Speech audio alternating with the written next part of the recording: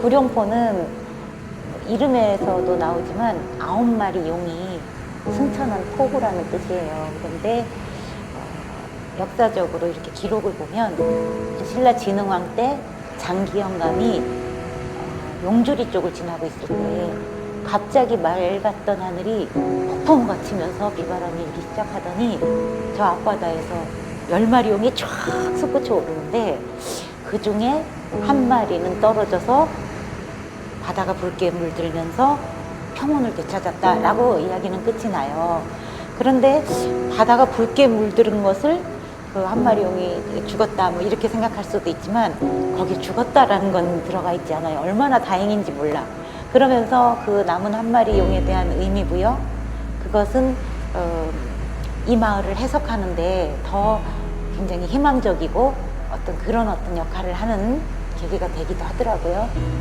용이 한 마리 저 앞바다에 살고 있다.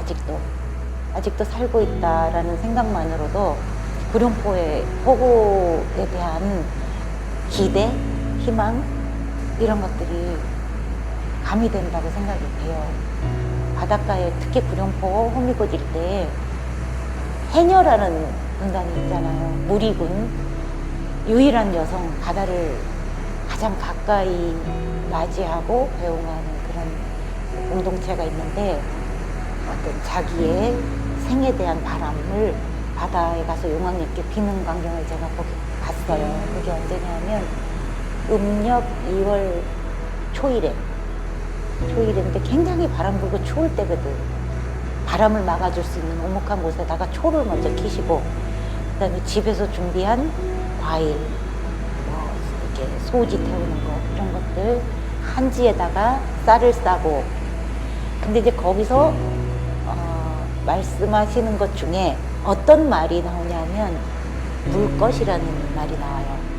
미천한 물것이. 자꾸 칠성판을 짊어지고 물에 드는 이 미천한 물것이 그 말이 굉장히 크게 다가오고 울림이 되게 컸는데 당사자가 나는 물것이요라고 이야기하는 순간이더라고요. 근데 그 물것이라는 것은 곰곰이 생각했어. 그냥 내 소원을 들어줘서 고맙습니다. 뭐 올해도 많이 잡게 해주세요 하면 될 것을 왜 자신을 그렇게 한없이 낮출까? 그날 돌아와서 곰곰이 생각해봤는데 거대한 자연 앞에